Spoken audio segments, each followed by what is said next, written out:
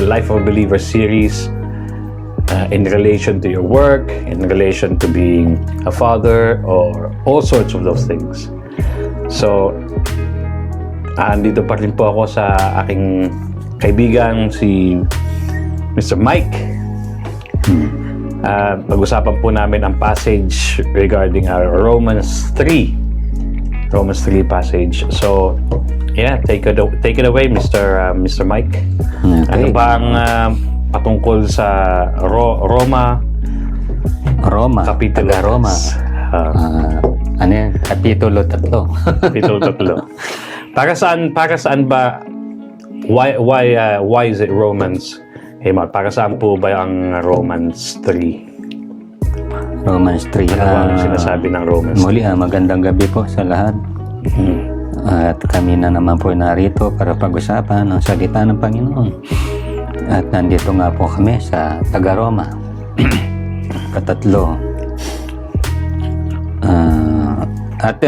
Ito pong yung dito po sa Romans ay nakapatungkol ito sa faithfulness ng ating Panginoon sa ating kanyang mga anak.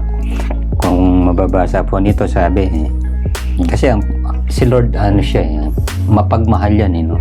Hindi niya tinitignan kung sino ka, kung saan ka, o kung ano yung mga achievement mo sa buhay, o kung anong mo, ano nang sabi nga dito sa sa kanya salita. Sabi sa chapter 1, sabi niya, kung ganoon, ano ang kalamangan pagiging isang Hudyo? No? At ano ang kahalagahan ng pagiging tuli? Kasi mga panahon na alam natin. Circumcised. Kailangan magpatuli ka. Mga ganun, yung mga tao kasi noon naghahanap ng mga ganyan. Kumbaga mga ritual. Mga, physical. Pero ang faithfulness ni Lord, hindi ganun Hindi sa basihan ng iyong kakayanan, o kung sino ka, o kung gaano ka lakas na impluwensya mo sa tao, o kung ano yung mga status mo sa buhay, gaano ka successful sa buhay. Wala, hindi ganun Ang faithfulness ni Lord talagang pantay-pantay, Talagang siya. Ganun siya mapagmahal. At sabi nga dito, di ba, totoong nakakahigit ang mga Hudyo sa maraming bagay. Alam naman sa unang tipan, yung kung paano inahambing o paano inano ni God yung mga Hudyo.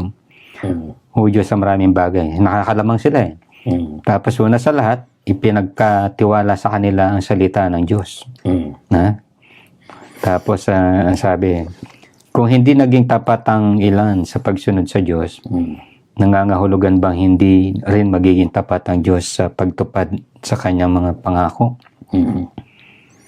Tapos, ito pa palang Romans, ito yung isa sa mga sinulat ni Apostol Pablo sa mga taga-Roma. Dahil alam naman natin si Apostol Pablo, isang talagang isang matapat na masugid na lingkod ng Panginoon na talagang ginamit ng Panginoon upang isulong ang kanyang salita. Ayan, ito po ang sinulat ng mga taga-Roma. At ayun, magpatuloy po tayo. At sabi nga,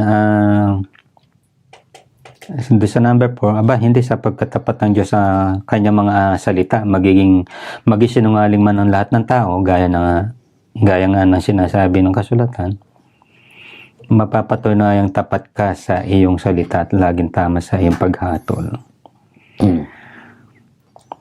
So bang basahin ko yan sa English? Sige, panalig, basahin. Bali, pang 7 na. Yeah. So, sa KJV version ng English, Romans 3, verse 4, it says, God forbid, yea, let God be true, but every man a liar, as it is written, that thou mightest be justified in thy saying, and mightest overcome when thou art judged. Asang bang verse kang binabasa natin? Kung kapanalig. Dali, tingnan natin itong Ayun nga, kapanalig, itong unang isa, ayun nga, na katulad ng nasabi natin, yung faithfulness ni Lord, no, na talagang hindi na ayon sa ating mga, ayun nga, sa ating mga status sa buhay, at kumbaga yung mga, kasi nga, yung kung balikan nga natin mga kwento nung araw, yung mga Hudyo nga, sila ay para mapatunayan or para anong tawag dito, para ikaw ang kumbaga malakas na simbolo para ikaw ay nakapanig sa kanila, ay mga tinutuloy, yung mga ganong pero hindi ganon si Lord. Kaya tapos doon sa naman, doon sa no one is righteous from verse 9. Verse 9. Ano ibig sabihin ng no one is righteous? Pero yun di ba, mas applicable sa mga, kasi tayo pag tinanggap na natin si Jesus Christ, di ba, hindi na, kumbaga, hindi na angkop sa atin to. Dahil we have been made righteous, no? Kaya, meron ba tayong advantage doon sa pag tinanggap natin si Lord? Siyempre, yung we have been made righteous kahit na minsan may mga pagkukulang tayo o mayroong mga bagay tayo na nagagawa na hindi naman kaya sa Panginoon. Doon pumapasok yung yung God's faithfulness na kung sinabi natin kanina. Ganun si Lord kasi pag faithful ka sa asawa mo, di ba? Kahit may mga pagkakaiba kayo ng ugali o kahit sa mga kaparaanan, pag-uusap sa mga bagay-bagay, di ba? Pero dahil mahal mo siya, na yung na-overcome mo so si Lord mas higit dun. Kaya talagang ganun siya ka-faithful sa atin. At ngayon tapos dun sa no one is righteous. Naalala ko minsan yung mga ibang tao sinasabi nila, teka, wala naman akong ginagawa masama, hindi naman ako nag-aagarabyado ng kapwa ko. Ano ibig sabihin no one is righteous, di ba? Pero hindi, di ba? Kung ang ng Panginoon dito sa kanyang salita, kapag para ikaw ay malinis, para ikaw ay masabi na talagang righteous ka, kailangan mo yung pagpapatawad niya, di ba? Kailangan mo talaga siya tanggapin as your personal savior. At ayan, alam naman natin ang buhay-buhay natin sa ngayon, lalo na sa trabaho. Talagang diyan masusukat ang yung pagka-Kristiyano. Anong karanasan mo sa trabaho pagdating sa magano? Kasi sabi nga, no one is righteous, which is more applicable to those unbelievers. But this time, we are believers. So, yun? Sabi nga, do we have any advantage by having that kind of privilege so kung i-relate natin sa trabaho, say, because this series is about the life of a believer series anyway when it comes to work. So with mga challenges to na dumadating pagdating sa trabaho, so ano ang masasabi mo, kapanalig, regarding sa passage na no one is righteous? So ano yung mga nagagawa natin sa trabaho, say for example, na napapakita natin na kahit Kristiyano tayo, sinabi ng Panginoon, no one is righteous talaga. So meron tayong mga pagkakamali. Pwede mo bang explain o bigyan ng example regarding dun sa passage niya? Siguro yung ang doon, yung no one is righteous, talagang pangkalahatan ito. Even tayong sa mga believers na, ang pagkakaiba lang natin dito, yung yung hindi pagiging righteous ng mga hindi tumanggap kay Lord, talagang wala silang advantage. Talagang unrighteous sila. Talagang may pagkukulang sila, may karumihan sila sa harap ng Panginoon. Ngayon, ang advantage naman natin as Christian believers, as Christ believers, we have the advantage. Kasi unang-una, nararamdaman natin kung ano yung pagkukulang natin. Nararamdaman natin kung ano yung mga bagay na kailangan nating ayusin o realign. Kasi nga, nandito pa tayo sa mundo, talagang itong kalaban, talagang pilit pa rin niya tayong inihila. Pero masasabi mo ba na paano mo ma-relate yung sinasabi ng Panginoon na there's no one righteous? So, not even one. Say, for example, so, as a Christian, tinanggap mo ang Panginoon, pero dahil tao ka pa rin, dito pa rin sa mundo, kagaya ng binanggit mo. Paano pa rin tayo nagkakasala sa Panginoon kahit tayo ay mga Kristiyano na? Paano ba, let's say sa trabaho, ano ba yung mga normal nating nagagawa na pagkakamali o yung unrighteousness na nagagawa natin? Say for example, kung meron kang kaopisina, halimbawa, o meron kang katrabaho, medyo yung emotions mo medyo nagkakaroon kayo ng disagreement. Paano mo ba hinahandle yan as a Christian believer? Kapanalig? Yung ang doon yung babanggitin ko naman yung salitang advantage. Kasi dahil may relasyon tayo kay Lord, di ba, ang pangako niya, bibigyan tayo ng banal na espiritu. Ano ang ginagawa ng banal na espiritu sa atin? Ginagabayan tayo. Di ba? Siya rin nagbibigay ng karunungan. Ngayon, at saka yung righteousness, more on more on spiritual level. Ngayon, yung spiritual level na yun,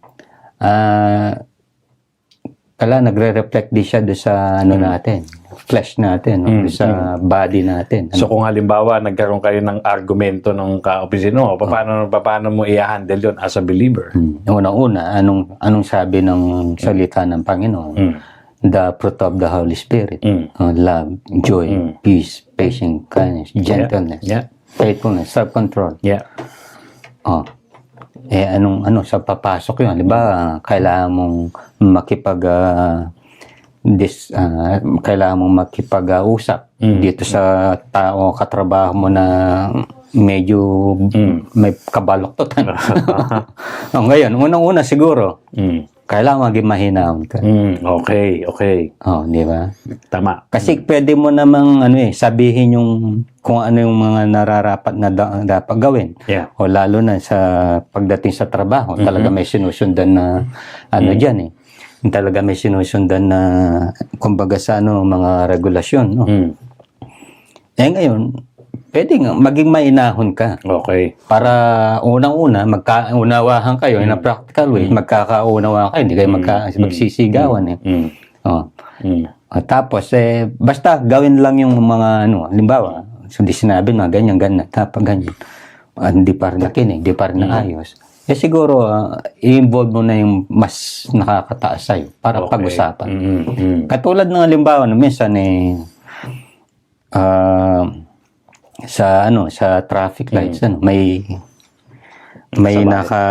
tinamaan kasi alam mo ba sa daan may 3 lanes, 3 lanes sa Bat Road. 3 lanes yan. Ngayon isang kotse masyadong malapit dun sa lane ko So, yung tinamaan ko yung side mirror. Tinamaan mo side mirror? Tinamaan side mirror. Ano ba to? Nagdadrive ka dinadrive mo yung yung bus? So, tinamaan ko yung mirror. Mirror niya. Di syempre. Medyo first reaction mo, syempre, hihinto ka. So, ngayon, sige, nag-uusap kami. Pero kaya lang kalmado ka lang. Sabi ko nga, pinaliwanag ko. Hindi ako walang sisyan, walang basta yun ang wala, talaga nangyayari. Sabi ko, yan, sabi ko. Alam naman natin kung mag-claim tayo sa insurance. It will affect your premium. Ngayon, yung sakyan mo, walang gasgas, walang sira. Hindi ko makita, sabi niya. I-picture na gano'n, hindi makalabas. Sige, picturean ko, bla bla bla.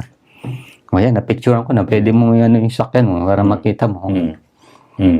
Sige, tinignan niya, walang gasgas naman. Okay. So, yung naging, by the grace of God, walang gasgas yung Hindi. Ibig ko lang sabihin doon na pwede yun. Protection na rin ni Lord. Ang doon, naging mahinahon ako. Siguro kung hindi ako maging mahinahon, katulad ng ginagawa ng iba, talagang sa una pa lang, sigaw. Flared up ka yan. Nagko-condemn na. Pero siguro naging approach ko lang doon, naging mahinahon ako. At pinaliwanag ko ng mahigi kung ano talagang pwede mangyari. At ngayon, tinignan naman, wala Ayun, nagkaayos lang kami na walang walang away, walang Tapos sa din sabi, Pero dun ba sa sitwasyon na yan, kapanalig, yung ano ang emotions mo niyan at the back of your mind? Parang syempre, obviously, mahinahong ka nung dineliver mo. Dahil nag-reflect sa'yo yung mga salita ng Panginoon at saka yung buhay Kristiyano. Pero dahil nagkakasala tayo di ba? So, syempre may konting dyan. Emotions dyan at the back of your mind saying, ano kaya to? Awayin ko na kaya to? Yung mga ganon. Ano ba? Sumagi ba sa isip mo yan? At paano mo kinontrol yung sitwasyon na yun? Ang first reaction ko talaga nun talagang wala ganun yung aawayin ko siya, bakit maling ginawa niya, yung kukondem ko kagad. Walang ganun Basta ang inano ko kagad, yung talaga pumasok sa isip ko, na ipaliwanag. Okay. Kung ano yung pwede mangyari. Kaya yun na rin ang nagtulak sa akin na maging mahinahon lang din ako at paliwanag. Dahil nga hindi naman seryoso. Kaya, ayun ang maganda pag you are equipped talagang ka sa presensya ng Panginoon. Hindi ka basta-basta magre-react ng, kumbaga sa pwede i-provoke ka nga. Siguro kung sa una pa lang, pasigaw na, kahit walang gasgas yan. Medyo ang gagawa ng pera, blah, blah, blah. Yan siguro, ngayon ang sigurong naging magandang nangyari kung dahil sa ganyang kaparaan. Ayun, isa lang yun sa mga sa no one is righteous, nakagawa pa rin tayo. Although minsan naman, medyo sumesemplang tayo.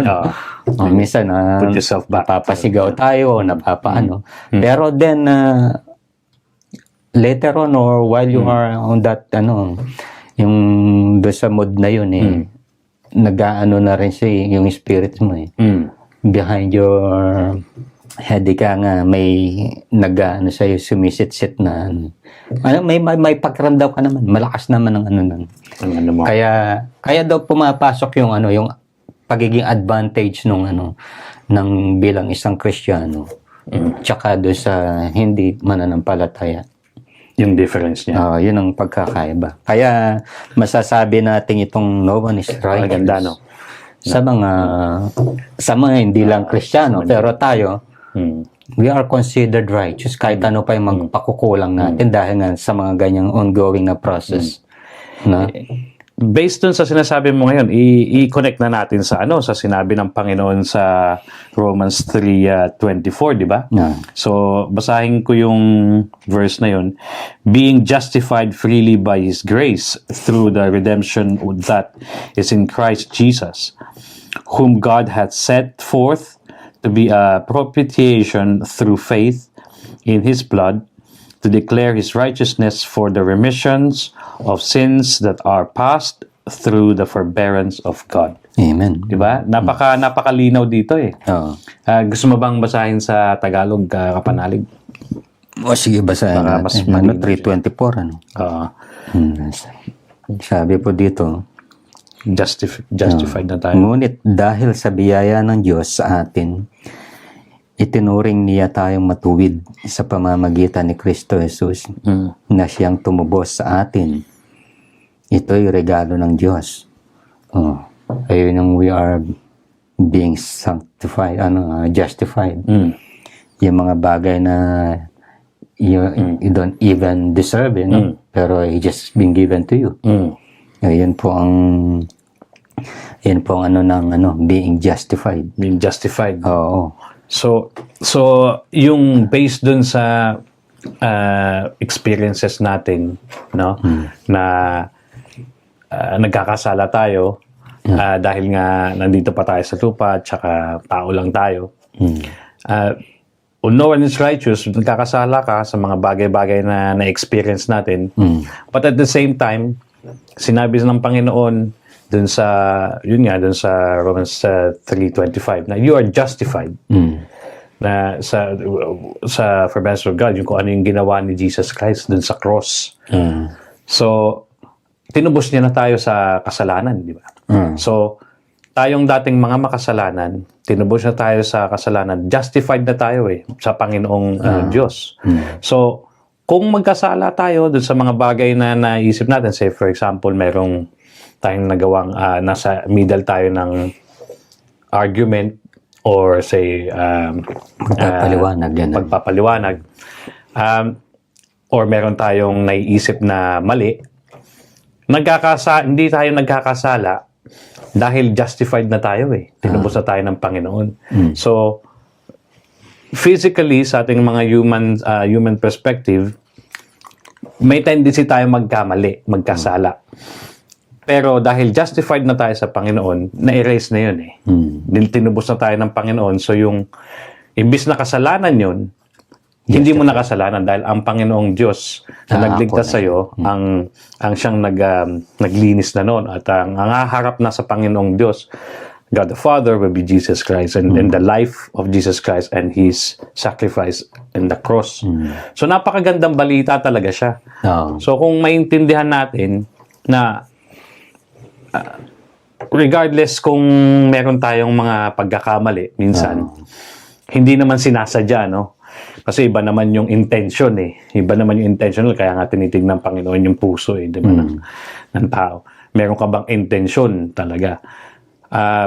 So na-justify tayo dun sa bagay na ginagawa natin based on yun nga sa ginawa ng Panginoon. So, ano pa bang may dadagdag mo dyan na kapanalig? Tama yun. Ang sabi nga, pagpapatawad ng Panginoon sa atin is yung mga nakaraang pagkakamali natin, yung pangkasalukuyan, at pati yung mga future sin na pwedeng pagkakamali. So, ibig sabihin, covered talaga siya. Covered talagang justified talaga siya, no? Kaya siguro ang dan lang talaga doon, kailangan ka lang patuloy na kumapit sa Panginoon. Hindi ba? Ngayon, pag ininto mo, ma-disconnect ka, ibig sabihin, kailangan mong mag-connect ulit. Dahil mawawala yung justification mo. Di ba? Kaya siguro, ganun yung pinaka-essence ng Romans 3. Siguro naman, na-cover natin lang. Talagang, kaya doon natin magkikita talaga yung faithfulness ni Lord, at saka talagang He made us righteous, at saka, ano ba yun? Yung, ano pa yung isa? He made us righteous, at saka, yung, ayun, we have been made righteous through faith. Kaya kailangan yung faith natin talagang, laging nandun talaga. No, ang sabi nga without faith is impossible to please the Lord, or faith without action is dead. So, ano ba yung faith? Siguro pwede nating yun. Ibalik Oo, ulit. Total, nandito na, no? Oo. Kasi doon pala tayo nagiging righteous eh. Yung sa pamamagitan ng paniniwala or pananampalataya. Palataya. Oh. Kaya kung wala kang paniniwala, kung wala kang pananampalataya, tanggal pala yung pagiging matuwid mo sa harap ng Panginoon. Ano? So, Oo, tama. kailangan Kasi, pala. So, ano yung faith na libawa? Faith without action is dead. So, ano yung Paano yung actual na nun? Paano yung actual Application. na application? kasi para sa akin, kapanalig, yung sinasabing, yun nga, faith. Kasi, kailangan nating magtiwala. Parang yan pag tinignan mo sa logical perspective, unang-una, kailangan may faith ka na ang Panginoong Jesus nag-exist nung panahon noon. Oo. Diba? Kasi nung panahon noon, hindi ka naman nabuhay eh. Oo. So, para maniwala ka sa Panginoon, kailangan mo ng faith. Tama, Kasi hindi mo naman siya nakita eh. Diba? Pero He does exist. However, it's been a long time and that's not your generation. Hindi mo siya nakilala, hindi mo siya nakita. Wala namang video noon, wala namang internet nung panahon na yun. Kailangan mo ng faith. Pero nandyan lahat ng scriptures na nagsasabi sa iyo. So, that's number one, logically. Pangalawa, based on application naman, paano ka nga naman magkakaroon, sinabi mo na may pananampalataya ka na, gaganda ang buhay ko.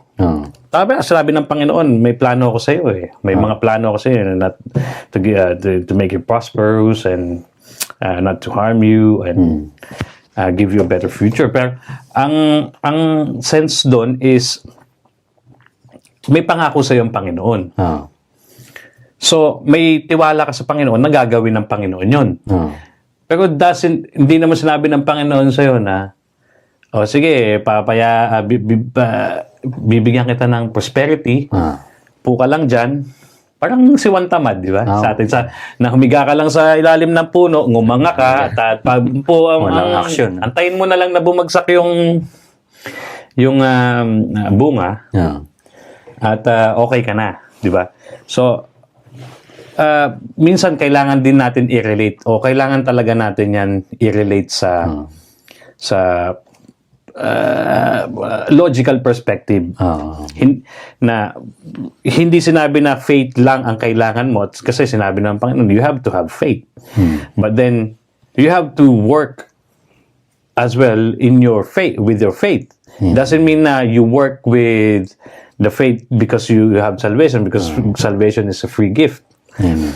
That's not that doesn't mean anything to that kind of concept. Ang ibig sabihin lang nun is kailangan gumawa ka ng action. Kasi hindi lang naman yan yun nga sinasabi ko na ipoprosper ka ng Panginoon pero humiga ka na lang dyan. Siyempre, kailangan binigyan tayo ng gift ng Panginoon at binigyan tayo ng lakas ng Panginoon, binigyan tayo ng wisdom ng Panginoon. Kailangan gamitin natin lahat yun para makarating tayo dun sa point where it's prosperous. Kagaya nung nangyari nga din sa panahon ng mga Israelites when they wanted to conquer Jericho, di ba? They have faith, they believe in God na ito ang gagawin natin, but they have to act on it to bring the wall down. So that's my take. I think yun ang explanation ng pinapakita ng Panginoon with regards to faith and the works. Pwede bang ito? Alin. Doon yung post ba? Yun lang, ganyan lang kahalaga, no? Ang kailangan tayo manatili sa ating pananampalataya sa Panginoon. Dahil yun ang magpapabanal sa atin. That's what it makes us righteous. Right. Kaya without faith, we will have no righteousness. Ganda, napakaganda. Kaya yun ang kaya kayong mga nakakarinig. Kausapin mo sila. Walang bibitaw. Maghihilahan tayo patungo sa Hihila na patungo sa Langit, hindi sa ano.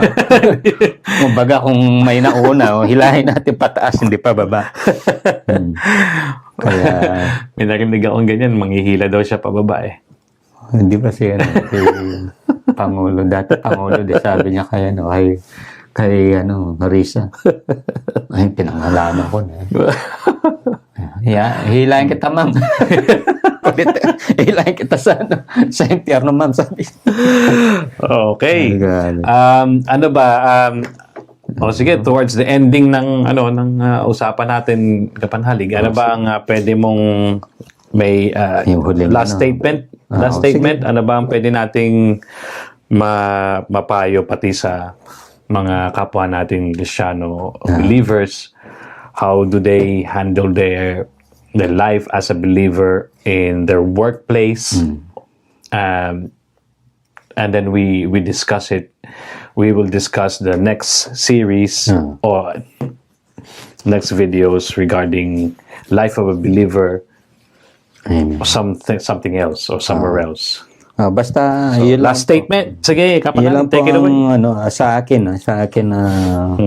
ito po lang ang huli kong ibabahagi sa mga nakakarinig dyan na talagang hindi tayo iwanan ng Panginoon. Hindi niya tayo iwanan sa alanganan ni Kanga. He never let us fall, ika nga sa English. Talagang ganun ka-faithful si Lord. Kung kaya natin ngayon ko na naranasan na mag-parachute na, di ba, pag nadyan ako sa parachute, talagang your trust is with the parachute. Ano? So, God is more than that. Yeah. Kaya, yun lang pong ano niya, huwag tayo magdududa sa kakayahan ng Panginoon, sa pagmamahal ng Panginoon. Amen. Na anong pwede niyang gawin sa atin. Kahit na malala ang sakit natin o minsan o hindi masyado tayo na nababahala sa kinabukasan ng ating mga pamilya, sa ating mga anak, o baka sa ating mga sa buhay mag-asawa, o baka tayo na nagkakaroon ng konting panglalamig sa ating pagkikitungo sa ating asawa. Basta, ang Panginoon, hindi tayo iiwan. Basta patuloy lang tayong magano sa Kanya. Kumapit, ano? At yun ang magpapabanal nga sa atin. Yung pananampalataya natin sa Kanya. Sa pamamagitan ng, parang umiikot lang yun. Parang ano lang yan. Parang ang carousel. parang ano, compact disc, no? Parang pag wala ang CD, hindi magpe-play. Yung biblay. Parang player tsaka disc. Parang may ano sila? relationship. So ganun yun. Kaya kapit lang kay Lord. Yun lang. Nice.